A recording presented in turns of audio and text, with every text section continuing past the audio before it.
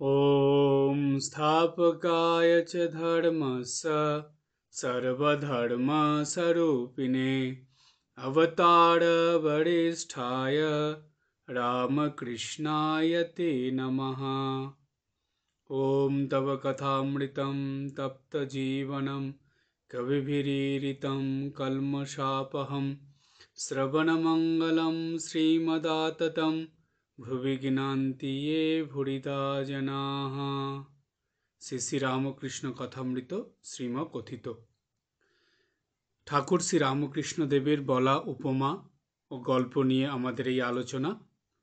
আজ সেই আলোচনার মধ্যে আমরা একটি খুব সুন্দর গল্প নিয়ে আলোচনা করব। সেই গল্পটার মধ্যে থেকে ঠাকুর যে শিক্ষা আমাদের দিয়েছিলেন সেটাও জেনে নেব। 1883 খ্রিস্টাব্দের 26শে নভেম্বর শ্রীযুক্ত মণিলাল মল্লিকের বাটিতে ব্রাহ্ম সমাজের উপাসনা হইবে।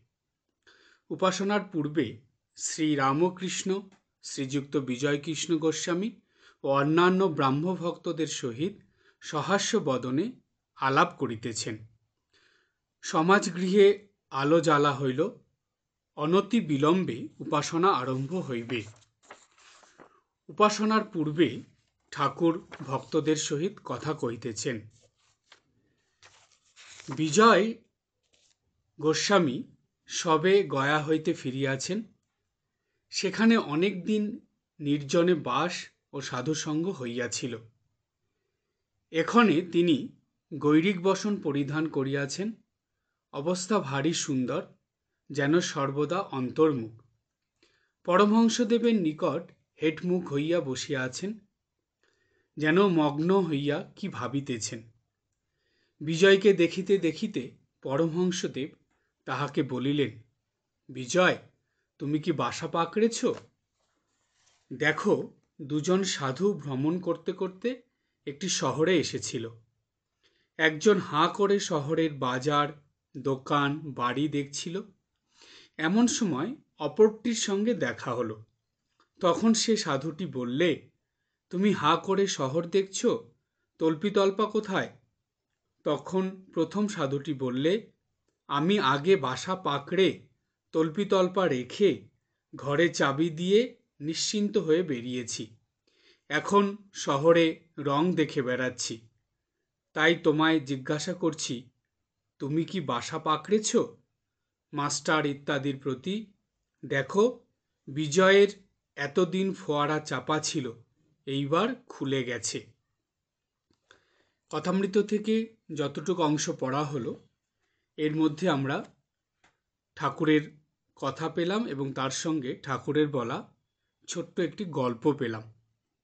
এখন আমরা এই প্রসঙ্গে আলোচনার মধ্যে আসব। ঠাকুর যে উপাসনা বা উৎসবের মধ্যে গেছেন, সেইখানে গিয়ে ভক্তদের সঙ্গে কথা প্রসঙ্গে এই গল্পটা বলেছিলেন। সেইখানে শ্রীযুক্ত বিজয়কৃষ্ণ গোস্বামী এসেছিলেন। বিজয়কৃষ্ণ গোস্বামী খুব উচ্চ স্তরের বৈষ্ণব সাধক ছিলেন। তিনি সংসারী হয়েও মাঝে মাঝে নির্জন বাস করার জন্য বিভিন্ন জায়গায় যেতেন। কিছুদিন আগে তিনি কাশীতে গিয়েছিলেন নির্জন বাস করার জন্য এবং সাধুসঙ্গ করার জন্য। তিনি কাশীর থেকে ফিরে ঠাকুরের সঙ্গে দেখা করতে এসেছেন। ঠাকুর তাকে দেখে বলছেন যে, বিজয়, তুমি কি বাসা পাকড়েছ? এই যে ঠাকুর কথাটা বললেন, তার আগের বর্ণনায় আছে যে বিজয়ের অবস্থা ভারী সুন্দর, যেন সর্বদা অন্তর্মুখ। তিনি কাশীর থেকে নির্জন বাস করে এবং সাধুসঙ্গ করে ফিরেছেন। তো এই যে কথাটা আমরা জানলাম, যেখানে মাস্টারমশাই বলছেন অবস্থা ভারী সুন্দর, যেন সর্বদা অন্তর্মুখ। মানুষের জীবনে দুটি অবস্থা আসে। প্রথম অবস্থা হলো বহির্মুখ অবস্থা এবং তারপরের অবস্থাটাকে বলা হয় অন্তর্মুখ অবস্থা। বেশিরভাগ মানুষের জীবন এই বহির্মুখ অবস্থার মধ্যেই কেটে যায়। তো এই বহির্মুখ অবস্থা যতদিন মানুষের জীবনে থাকে, সেই মানুষ সর্বদা চঞ্চল অস্থির থাকে এবং তার চেহারার মধ্যে সেই ভাবটা ফুটে ওঠে। কোনো ধীর স্থির শান্ত ভাব তার মধ্যে আসে না। কিন্তু মানুষ যখন নিত্যদিন সাধনা করে, নির্জন বাসের মধ্যে দিয়ে এবং সাধুসঙ্গ করে অন্তর্মুখ জীবন যাপন করতে শুরু করে বা অন্তর্মুখীনতা যখন মানুষের মধ্যে আসে, তখন মানুষের অবস্থা খুব সুন্দর হয়ে ওঠে। খুব সুন্দর মানে তখন তার মধ্যে ধীর স্থির শান্ত সৌম্য ভাব আসে। এই অন্তর্মুখ অবস্থা হলেই মানুষ চঞ্চলতা থেকে মুক্ত হয় এবং মানুষের মনে শান্তি আসে। এই সুখ শান্তি আনন্দ পেতে হলে মানুষকে অন্তর্মুখী জীবন করতেই হবে। যতদিন না মানুষের মন অন্তর্মুখী হয়, অন্তর্মুখী জীবন তৈরি হয়, ততদিন মানুষ ঠিক সুখ শান্তি আনন্দ লাভ করতে পারে না। তাই এখানে মাস্টারমশাই বললেন, অবস্থা ভারী সুন্দর, যেন সর্বদা অন্তর্মুখ। তারপরে বলছেন যে তিনি হেটমুখ হইয়া বসিয়া আছেন। হেটমুখ মানে চোখ দৃষ্টি নিচু দিকে রেখে মাথা নিচু করে চুপ করে শান্ত হয়ে বসে আছেন, যেন মগ্ন হইয়া কি ভাবিতেছেন। তার চিন্তা ভাবনা যেন উচ্চ স্তরে আছে এবং তাতেই তিনি মগ্ন হয়ে আছেন।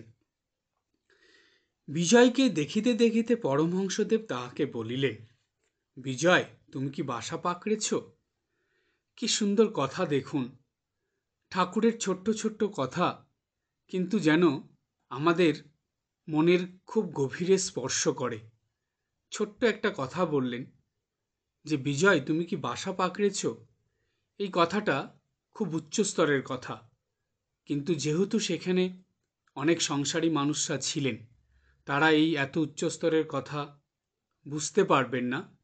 তাই ঠাকুর এই কথাটাকে ছোট্ট একটি গল্পের মধ্যে দিয়ে খুব সহজভাবে বুঝিয়ে দিলেন। কি বললেন ঠাকুর?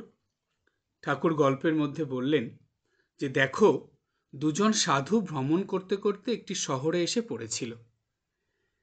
একজন হাঁ করে শহরের বাজার দোকান বাড়ি দেখছিল, কারণ আগেকার দিনে সাধুরা বেশিরভাগই সব পাহাড় পর্বতে, নদী নালা বা বনে, এইসব জায়গাতেই তাদের বাস থাকত।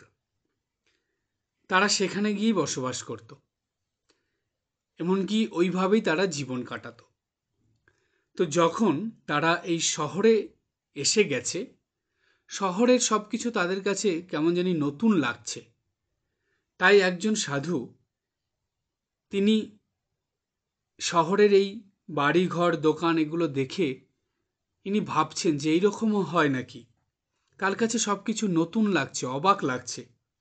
তাই তিনি সেগুলো খুব মন দিয়ে দেখছেন, অবাক হয়ে দেখছেন। তো সেই সময় আরেকজন যিনি সঙ্গে ছিলেন, আরেকজন সাধু, তিনি তখন সেই সাধুটিকে বললেন, মানে যার সঙ্গে দেখা হলো সেই সাধুটা তখন বললেন, তুমি হাঁ করে শহর দেখছো? তল্পিতল্পা কোথায়? তল্পিতল্পা মানে হলো তাদের কাঁধে যে ব্যাগ থাকে, সাধুদের একটা ঝোলা থাকে না, সেই ঝোলা নিয়ে তারা সব জায়গায় যায়। তার মধ্যে তাদের সামান্য কিছু পোশাক পরিচ্ছদ, মানে জামা কাপড়, এবং তার বই টই যা যা দরকার নিত্যদিনের প্রয়োজনীয়, সেগুলো একটা ঝোলার মধ্যেই থাকে। তো সেটাকেই তল্পিতল্পা বলা হচ্ছে। তো সাধুটা জিজ্ঞেস করছে যে, তুমি যে শহর দেখছো, তোমার তল্পিতল্পা কোথায়? তখন সেই সাধুটা উত্তর দিল যে, আমি আগে বাসা পাকড়ে তল্পিতল্পা রেখে ঘরে চাবি দিয়ে নিশ্চিন্ত হয়ে বেরিয়েছি। বলছে, আমি আগে বাসা পাকড়ে নিয়েছি, মানে যেখানে আমার থাকার কথা বা যেইখানে আমি নিশ্চিন্তে থাকতে পারবো সেই জায়গাটায় আগে গিয়েছি। সেইখানে গিয়ে আমার এই ব্যাগটা, ঝোলাটা রেখেছি, রেখে নিশ্চিন্ত হয়ে সেই ঘরটা তালা দিয়ে তারপরে আমি বেরিয়েছি। যে এখন এই শহরের রং দেখে বেড়াচ্ছি, মানে এই শহর কেমন সেটা নিশ্চিন্ত হয়ে দেখছি। এই যে যতটুক কথা আমরা জানলাম, ঠাকুর যেটা বলছেন, এই গল্পের মানেটা কি? সেটা আগে বুঝতে হবে, তারপরে ঠাকুরের পরের কথাটা আমরা বুঝতে পারব। এই কথার মানে বুঝতে হলে আমাদের স্বামী বিবেকানন্দের একটি খুব প্রিয় গান ছিল, যেটা স্বামীজি প্রায়ই গাইতেন। সেই গানটা হলো, মনো চলো নিজে নিকেতনে, সংসার ও বিদেশে বিদেশিরই বেশে, ভ্রম কেন অকারণে। এই যে নিজ নিকেতন, এই নিজ নিকেতনটা কি? এটা কি এই জগৎ সংসার? না। তাহলে মনো চলো নিজ নিকেতনে, আমাদের নিজস্ব নিকেতন আছে। সেটা কোথায়? সেটা হলো ভগবানের স্থান বা ভগবানের পাদপদ্ম, বা বলা যায় রামকৃষ্ণ লোক বা সারদা লোক। সেটা হলো আমাদের নিজ নিকেতন। নিকেতন মানে হলো বড় বাড়ি বা খুব সুন্দর মনোরম পরিবেশ আর যুক্ত বাড়ি, যেখানে খুব আনন্দে থাকা যায়, সেটা হলো নিকেতন। সেই রকম আমাদের মনের নিকেতন কোথায়? সেটা হলো ভগবানের স্থান বা ভগবানের জায়গা, যেখানে ভগবান থাকেন। আমরা সেটাকে দেবলোক বলতে পারি, বা বললাম আমাদের ভক্তদের কাছে সেটা রামকৃষ্ণ লোক বা সারদা লোক। সেটাই হলো আমাদের নিজ নিকেতন। মনও চলো নিজ নিকেতনে, সেইখানে আমাদের মনকে নিয়ে যেতে হবে। কেন এই কথা বলা হচ্ছে? তার পরের লাইনেই বলা হলো, সংসার ও বিদেশে।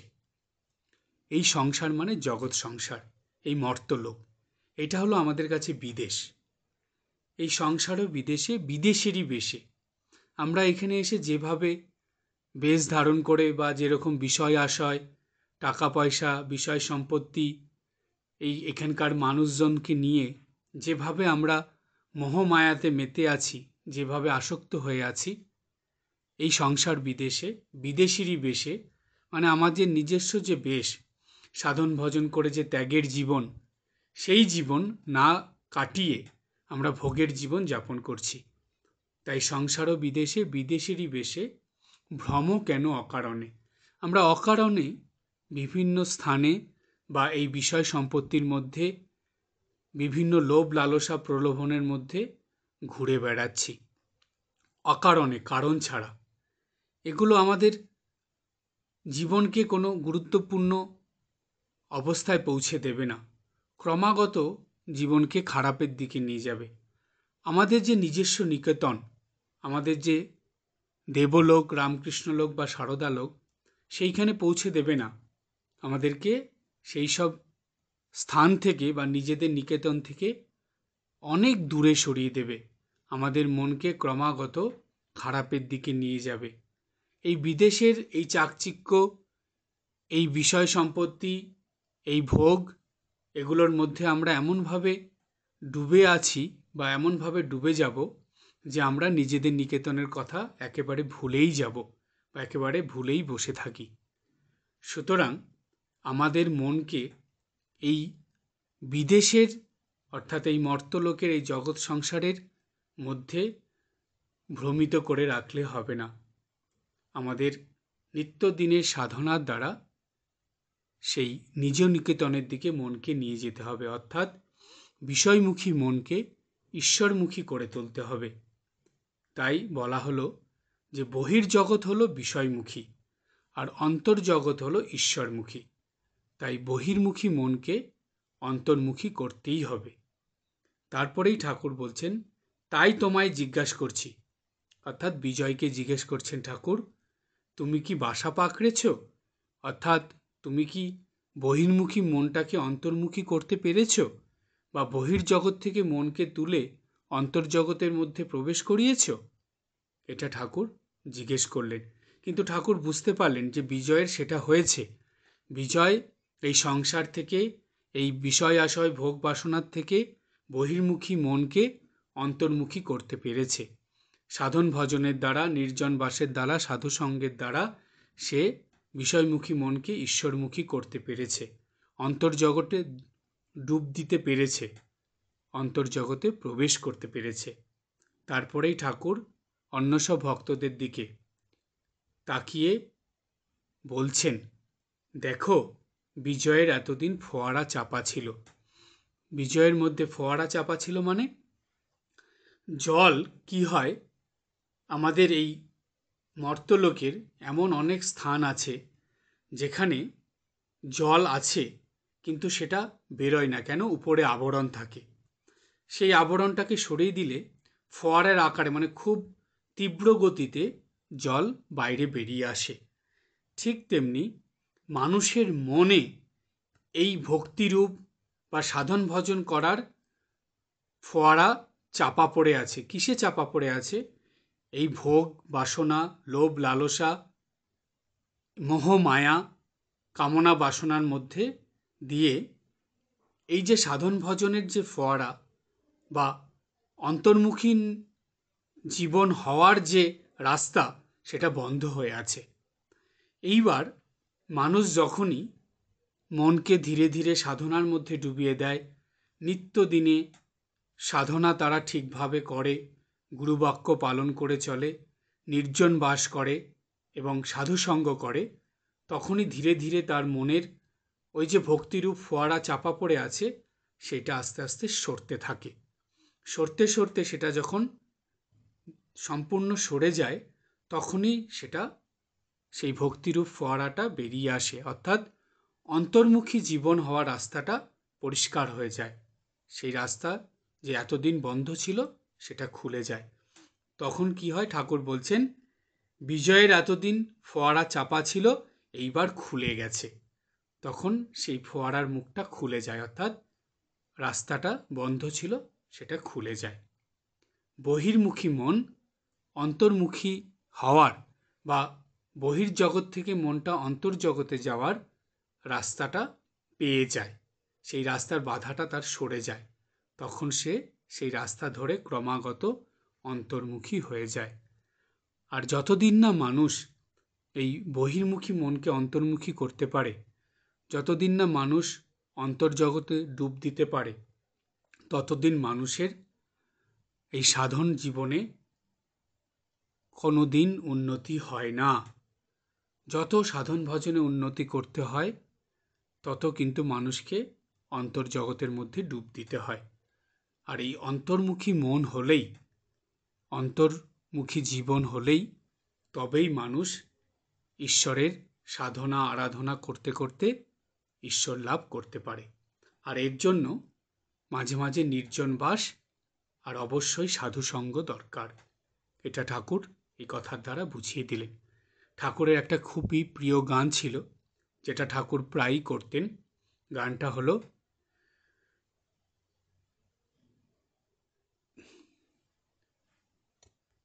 আপনাতে আপনি থেকো মন, যেও না কো কারো ঘরে, যা চাবি তা বসে পাবি, খোঁজো নিজ অন্তপুরে।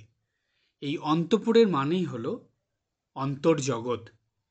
এই অন্তর্জগতে যদি আমাদের মনকে প্রবেশ করানো যায় তাহলে আমাদের মন সব কিছু পায়। সব কিছু মানে মানুষের জীবনে সবথেকে বড় সম্পদ হলো বা সবথেকে প্রিয় জিনিস হলো সুখ, শান্তি ও আনন্দ। প্রত্যেকটা মানুষ কিন্তু এই তিনটে জিনিসই চায়। আমরা জাগতিকভাবে দেখি, বহির্জগতের দিক থেকে বিচার করলে আমরা ভাবি মানুষ টাকা পয়সা চায়, ধন সম্পত্তি চায়, বাড়ি গাড়ি চায়, বিষয় আশয় চায়, বড়লোক হতে চায়। এগুলো কেন চায় মানুষ? কারণ সুখ শান্তি আনন্দ পাওয়ার জন্য চায়। তাহলে মূল হলো সুখ শান্তি আনন্দ। এটা যখন মানুষ বহির্জগৎ থেকে পাওয়ার চেষ্টা করে তখন এটা মানুষ পায় ঠিকই, কিন্তু সেটা খুবই সামান্য, অল্প এবং ক্ষণস্থায়ী। আর সেটা যতটা না মানুষ সুখ শান্তি আনন্দ পায়, তার বদলে দুঃখ কষ্ট যন্ত্রণা অনেক বেশি পায়। কিন্তু মানুষ যদি বহির্জগতে এই সুখ শান্তি আনন্দ না খুঁজে অন্তর্জগতের মধ্যে এটা খোঁজ করে, তাহলে কিন্তু মানুষ এটা অনেক বেশি পরিমাণে এবং চিরস্থায়ীভাবে পায়। আর এটার জন্য কোনো দুঃখ কষ্ট অশান্তি মানুষের মধ্যে আসে না। কিন্তু কি করতে হয় মানুষকে? একটু পরিশ্রম করতে হয়, একটু উঠে পড়ে লাগতে হয়। আর তিনটে জিনিস নিত্যদিন করে যেতে হয়। সেটা হলো সাধন ভজন নিত্যদিন করতে হয়, মাঝে মাঝে নির্জন বাস করতে হয়, আর সাধু সঙ্গ করতে হয়। এই তিনটে জিনিস যদি মানুষ করতে পারে, তাহলেই মানুষের কি হয়, ভিতরে ফোয়ারা যে চাপা পড়ে থাকে সেটা খুলে যায় এবং মানুষ অন্তর্মুখী জীবন করে অন্তর্জগতের মধ্যে ডুব দিয়ে ঈশ্বরের আনন্দে সবসময় মেতে থাকে। এই ছিল ঠাকুরের এই গল্পের প্রধান শিক্ষা। আজ এই পর্যন্ত। সবাই ভালো থাকবেন, হাসি খুশি আনন্দে থাকবেন। ওম জননীং শারদাম দেবীম রামকৃষ্ণম জগদ্গুরুম পাদপদ্মে তয়ো শ্রিত্বা প্রণমামি মুহুর্মুহুঃ।